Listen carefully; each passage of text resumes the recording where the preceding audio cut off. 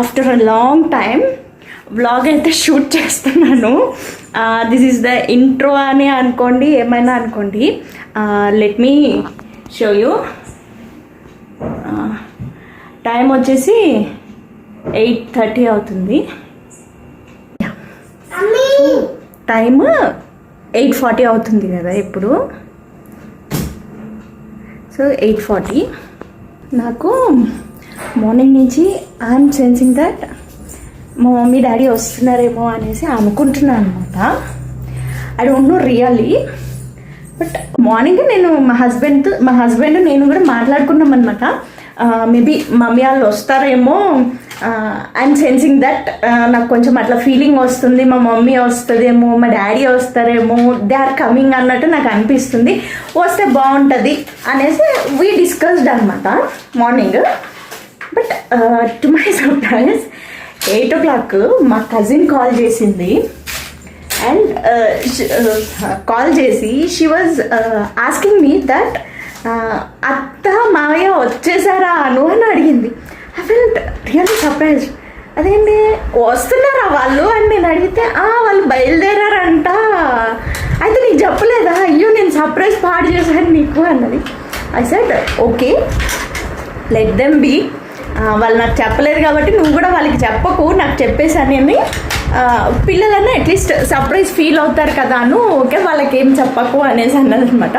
Cherry and Kittu really doesn't know anything about that. I'm also not sure. ఇంకా అంటే తను చెప్పడం అయితే చెప్పింది, వాళ్ళ మదర్ చెప్పారు అంటే మా అత్త చెప్పింది, అత్త మావయ్య బయలుదేరారు, హైదరాబాద్ వెళ్తున్నారంట అనేసి అని తనకి చెప్పింది. సో ఇన్ఫర్మేషన్ అనేది పాస్ ఆన్ అవుతూ వచ్చింది కదా. సో నేను కూడా మా మమ్మీకి డాడీకి అసలు కాల్ చేయలేదనమాట. చెప్తున్నాను కదా 8:45 అట్లా అవుతుందనమాట టైం వచ్చేసి. సో నిజంగా కనుక వాళ్ళు వస్తే వ్లాగ్ కంటిన్యూ చేస్తారు. ఇన్ కేస్ వాళ్ళు రాకపోతే ఈ వ్లాగ్ ఎప్పటికీ పోస్ట్ చేయలేమో, మేబీ ఇంకెప్పటికన్నా ఉపయోగపడుతుందేమో, చూద్దాము. Let's see. ఐ థింక్ వాళ్ళు ఆఫ్టర్నూన్ ఎప్పుడో బయలుదేరినట్టున్నారు. సో కొంచెం టైం పడుతుందని, ఇంకా టైం ఉందని అనుకుంటున్నాను అనమాట. అది వాళ్ళు వచ్చిన తర్వాత సర్ప్రైజ్ ఫీల్ అవుతాను. బట్ వీడియో పోస్ట్ చేసిన తర్వాత వాళ్ళకి నిజం తెలుస్తుందేమో, చూద్దాం. ఒకవేళ వస్తే కనుక ఎన్నింటికి వచ్చారు ఏంటి అనేది బ్లాగ్ మొత్తం అప్లోడ్ చేస్తాను అనమాట. Stay tune. బ్లాగ్ అయితే కంటిన్యూ చేస్తా, చూడండి. ఒకవేళ వాళ్ళు రాకపోతే రేపు మార్నింగ్ యాజ్ యూజువల్గా వీడియో ఎలా వస్తుందో అలా పెట్టేస్తా అనమాట. పుట్టింటి నుంచి ఎవరైనా వస్తున్నారంటే ఆ ఫీల్, ఆ వైబ్ వేరు కదా. దట్టు ఇట్లా లాంగ్ డిస్టెన్స్లో ఉన్నప్పుడు. I don't know really, foreign కంట్రీస్లో వెళ్ళి సెటిల్ అయిపోయిన వాళ్ళు ఉంటారు కదా. ఇండియాలో ఉంటే ఓకే ఫైన్, బట్ ఫారెన్లో సెటిల్ అయిపోయిన వాళ్ళు I just feel very sad for them. ఇక్కడ ఉండి నాకు ఇలా ఉంటే అక్కడున్న వాళ్ళకి ఇంకా చాలా బాధగా ఉంటుంది కదా, వాళ్ళ పేరెంట్స్ని వాళ్ళు మిస్ అయినప్పుడు. Yeah, let's see. దేవుడు ఏం చేసినా అంతా మన మంచిగా చేస్తాడు అనుకునే ఇదిలో ఉన్నాను కాబట్టి చూద్దాం. టైం అయితే చూసారు కదా 8:45 అయ్యింది. ఎగ్జాక్ట్గా 8:45 అయ్యింది. వాళ్ళు వస్తే ఎన్నింటికి వచ్చారు ఆ రియాక్షన్స్ అన్నీ నేను మీకు చూపిస్తాను. సో మీ కిట్టు అండ్ చెర్రీ నీకు సర్ప్రైజ్ చెప్పనా?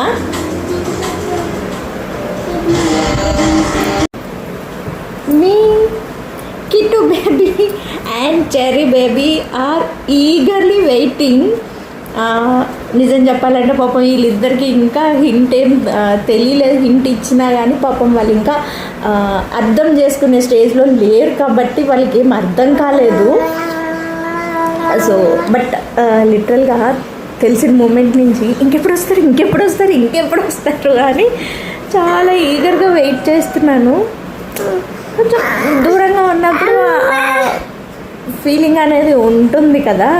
దూరంగా ఉన్న వాళ్ళకైతే మోస్ట్ ప్రాబబ్లీ అర్థమవుతుంది అనమాట ఈ సెన్స్, ఫీలింగ్ అనేది. So let's wait. ఇంత ఎగ్జైట్ అవుతున్నాను కానీ లాస్ట్ మూమెంట్లో మేమేం బయలుదేరలేదు, మేము మా ఊర్లోనే ఉన్నామంటే అప్పుడు ఎలా ఉంటుంది? I can't. అప్పుడు నేను బయలుదేరిపోతాను అనమాట. బికాజ్ ఇంకా మనసు అంతా తిరిగిపోయింది ఒక్కసారే, ఎప్పుడెప్పుడు చూస్తానా అన్నట్టు ఉంది. అండ్ ఇంకా చాలా నిద్ర వస్తుందన్నమాట.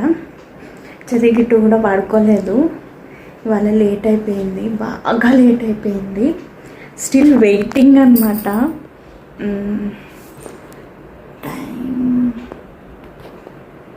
టైం వచ్చేసి 11 అయింది. టైం అయితే 11 o'clock అయింది. సో ఇంక నా వల్ల రావట్లేదు, అలానే నిద్ర రావట్లేదు. బట్ బాడీకి రెస్ట్ అయితే ఇవ్వాలి కాబట్టి ఆనెస్ట్లీ చూస్తా. మేబీ లేట్ నైట్ ఏమైనా ఫోన్ రావచ్చేమో, ఆర్ ఎల్స్ డోర్ నాక్ చేయొచ్చేమో. ఒకవేళ ఎప్పుడైతే అప్పుడే వ్లాగ్ అయితే కంటిన్యూ చేస్తా అనమాట. Stay tuned. కళ్ళ కింద dark circles. So finally 11 o'clock పడుకోవడానికి వెళ్ళాను. ఆల్మోస్ట్ 11:30 11:40 మధ్యలో డాడీ కాల్ చేశారు. నేను ఇమీడియట్గా కట్ చేసి లైట్స్ ఆన్ చేశాను. So actually they felt like they were surprising me. వాళ్ళు నన్ను సర్ప్రైజ్ చేస్తున్నారేమో అని అనుకున్నారు. బట్ రివర్స్లో మేమే మాకు తెలుసు అని చెప్పి సర్ప్రైజ్ ఇచ్చేసరికి దేవర్ లైక్ ఎవరు చెప్పారు, నీకెలా తెలుసు అనుకున్నారు అనమాట. అయ్యో మేమే నీకు సర్ప్రైజ్ ఇవ్వాలి అనేసి చాలా ప్రీప్లాన్డ్గా వచ్చాం మేము. బట్ లాస్ట్కి నీకే తెలిసిపోయింది.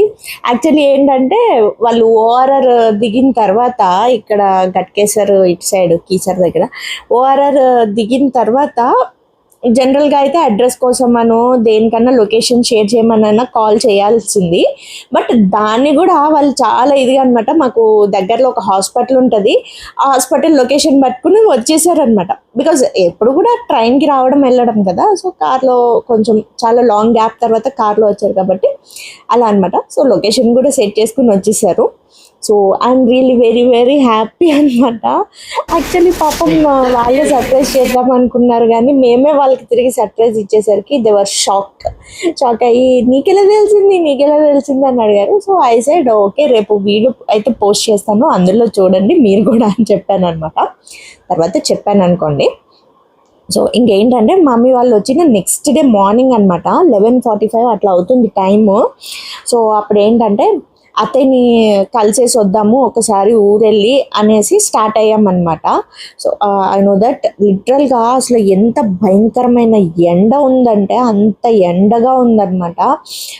రాంగ్ టైంలో బయలుదేరామేమో అనిపించింది. బికాస్ ఎంత ఏసీ కార్ అయినా సరే డ్రైవింగ్ చేసే వాళ్ళకి చాలా కష్టంగా ఉంటుంది అనమాట. బట్ థ్యాంక్ గాడ్ దట్ కార్లో మాత్రం ఏసీ ఫుల్ ప్లెడ్జ్డ్గా ఉందన్నమాట. ఫుల్గా ఏసీ ఆన్ చేసుకుని వెళ్ళాము కాబట్టి బతికిపోయాము. అండ్ దట్టు నేను చెప్తూ ఉంటాను కదా, కిట్టుకి ఎండ వేడి అదంతా అస్సలు పడదు, వాడికి బాగా ఫీవర్ వచ్చేస్తుంది కొంచెం ఎండ తగిలినా కానీ అనేసి. సో వాడి కోసమనే లిటరల్గా చాలా కంగారు పడుతూ బయలుదేరామన్నమాట. యాక్చువల్గా ఏంటంటే మా ప్లానింగ్ ఏంటంటే ఫస్ట్ అత్తయ్యకి ఒక కూలర్ అయితే పంపించాలన్నమాట. సో లక్కీలీ మమ్మీ డాడీ వాళ్ళు వచ్చారు కాబట్టి కార్లోనే వెళ్ళేసి వచ్చేద్దాము అని అనుకున్నాము. యాక్చువల్లీ నేను మా హస్బెండే వెళ్దాము అని అనుకున్నాం అనమాట. అందుకని లేట్ అయింది. బట్ అత్తయ్య ఏంటంటే పిల్లల్ని చూడాలనిపిస్తుంది అని చెప్పేసి కొంచెం బాగా ఇదయ్యారనమాట. అఫ్కోర్స్ వాళ్ళకి కూడా ఉంటుంది కదా పిల్లల్ని చూసుకోవాలి, పిల్లల్ని పట్టుకోవాలి అనేసి. సో ఇంకా సరే ఎట్లన్నా కార్లోనే కదా అనేసి ఇంకా రిస్క్ తీసుకుని బయలుదేరానమాట. రిస్క్ ఏం లేదనుకోండి, ఏసీ కార్ కాబట్టి. థ్యాంక్ గాడ్ దట్ వెళ్ళే వరకు వచ్చే వరకు కూడా కిట్టుని చాలా జాగ్రత్తగా పట్టుకుని వెళ్ళామన్నమాట. వాడికి ఆ ఎండ వేడి అవన్నీ తగలకుండా చాలా సేఫ్గా వెళ్ళి సేఫ్గా రిటర్న్ అయిపోయామనుకోండి. కాకపోతే ఇక్కడ ఎంతసేపు మేము బయలుదేరి వెళ్ళామో తిరిగి రావడానికి అంత టైం కూడా అంటే అక్కడ